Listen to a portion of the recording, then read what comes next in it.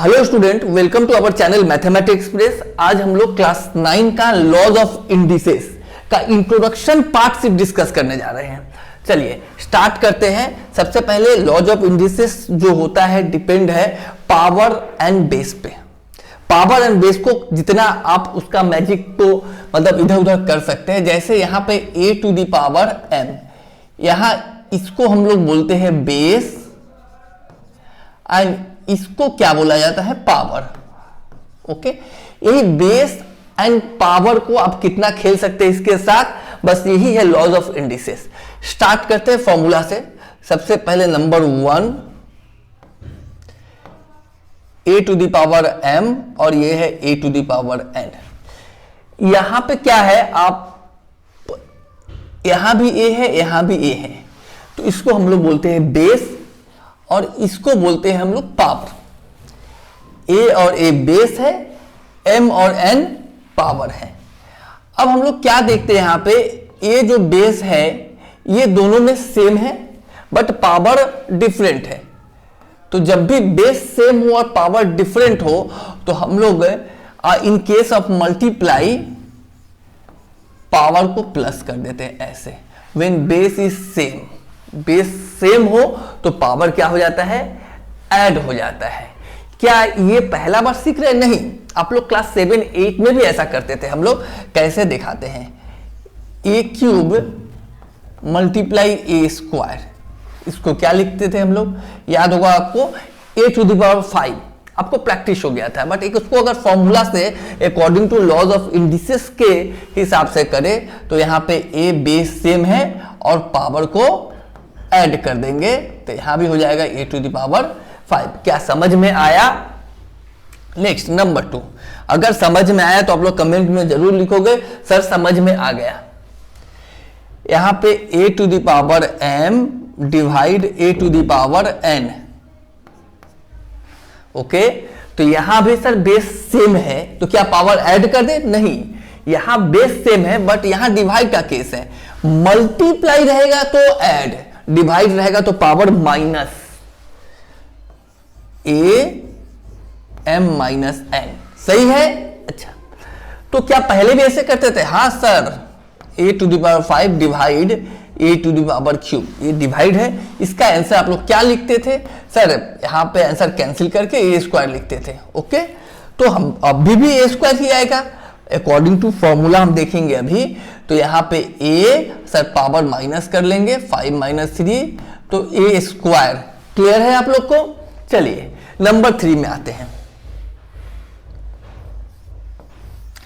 Number 3, अभी हम लोग पहला सीखे, अगर मल्टीप्लाई का केस में बेस सेम हो तो पावर को ऐड, अगर डिवाइड का केस में बेस सेम हो तो पावर को माइनस, और अगर एलएचएस आरएचएस का केस में बेस सेम हो तो पावर को इक्वल। कैसे देखते हैं, if a to the power m equal to a to the power n। यहां पे एलएचएस और आरएचएस का बेस सेम है तो पावर क्या होगा सर, तो देन पावर जो होगा वो इक्वल हो जाएगा, m equal to n। Clear है ना एकदम? चलिए नेक्स्ट नंबर 4। नंबर 4 करते हैं। अगर यहां पे a b का पावर m हो तो क्या करेंगे हम लोग? सर a b का पावर m है, मतलब पूरा ब्रैकेट का पावर m है, मतलब a पे भी पावर m होगा और b पे भी पावर m होगा। क्या क्लियर है? ऐसे समझ में आया? नंबर 5। अच्छा, ऐसा ही अगर डिवाइड में भी हो तो सेम कर लेंगे हम लोग। जैसे ऐसे रहे a बाई b और पावर m हो तो a का भी पावर m होगा और b का भी पावर m होगा। तो 1 2 3 4 5। क्या समझ में आया? क्लियर। अगर रूट a दिखे, रूट a दिखे तो रूट को हटाना है तो यहां पर 2 साइलेंट होता है, आप याद रखोगे 2 साइलेंट होता है, तो a यहां पे 1/2 पावर में। अगर इसी प्रकार a और यहां क्यूब हो तो ये क्या होगा, a पावर में 1/3। क्या क्लियर है? चलिए, बाकी समझ में अगर आ रहा है तो आप लोग कमेंट जरूर करोगे। ओके, नंबर 7, ए का पावर अगर -1 है, ए का पावर अगर -1 है तो हम लोग इसको क्या करेंगे, 1/a, पावर जो -1 था वो +1 हो गया। ठीक है, ऐसा ही एक और अगर ऐसा रहे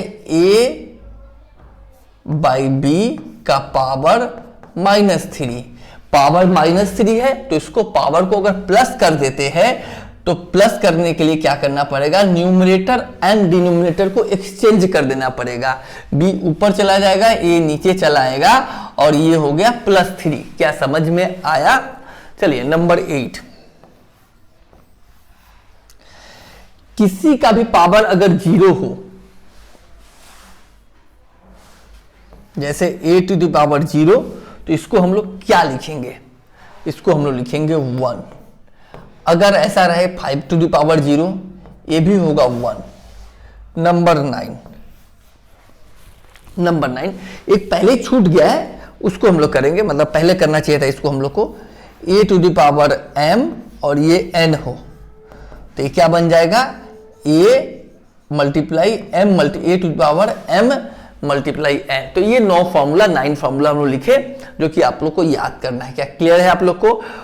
और नेक्स्ट वीडियो में हम लोग इसके ऊपर एक्सरसाइज करेंगे, पूरा जो भी एक्सरसाइज है 2.1 शायद है लॉज ऑफ इंडिसेस का, उसको क्लियर करेंगे। अभी के लिए थैंक यू सो मच।